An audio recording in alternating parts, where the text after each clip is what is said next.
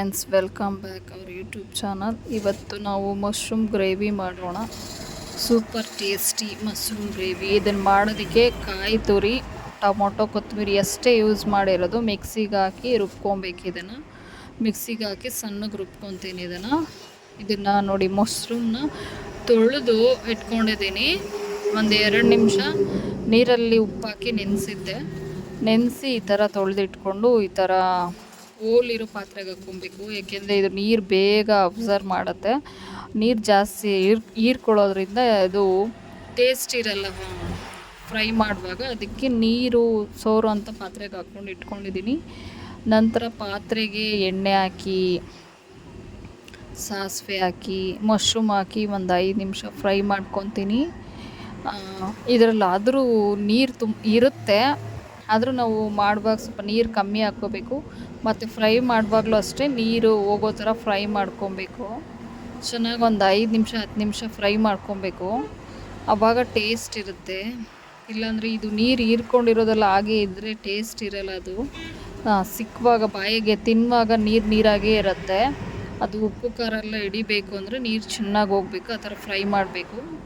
ನಂತರ ಅರಿಶಿನ ಪುಡಿ ಹಾಕ್ಕೊತೀನಿ, ಶುಂಠಿ ಬೆಳ್ಳುಳ್ಳಿ ಪೇಸ್ಟು, ರುಬ್ಬಿದಂಥ ಮಸಾಲೆ ಎಲ್ಲ ಹಾಕಿ ಫ್ರೈ ಮಾಡಿ, ಅರ್ಧ ಸ್ಪೂನ್ ಖಾರದ ಪುಡಿ, ಧನಿಯಾ ಪುಡಿ, ಉಪ್ಪು ರುಚಿಗೆ ತಕ್ಕಷ್ಟು ಎಲ್ಲ ಹಾಕಿ ಫ್ರೈ ಮಾಡಿ, ನೀರು ಸ್ವಲ್ಪನೇ ಹಾಕ್ಕೊತೀನಿ ನಾನು.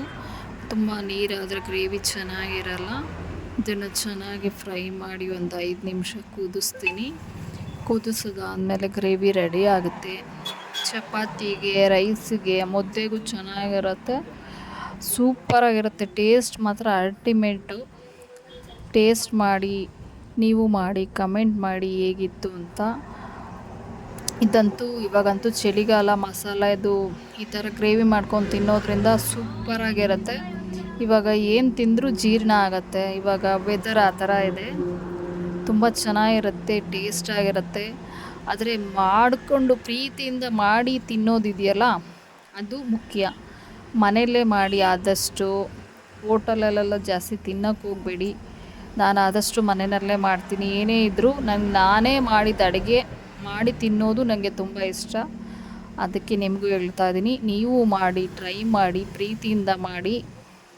ಪ್ರೀತಿಯಿಂದ ಊಟ ಮಾಡಿ ಅಂತ ಹೇಳೋಕ್ಕೆ ಇಷ್ಟಪಡ್ತೀನಿ. Thank you for watching my video.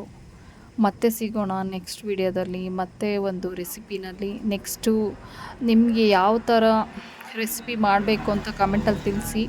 ಆ ಥರ ರೆಸಿಪಿ ಮಾಡೋದಕ್ಕೆ ಟ್ರೈ ಮಾಡ್ತೀನಿ. Thank you for watching my video. Bye friends.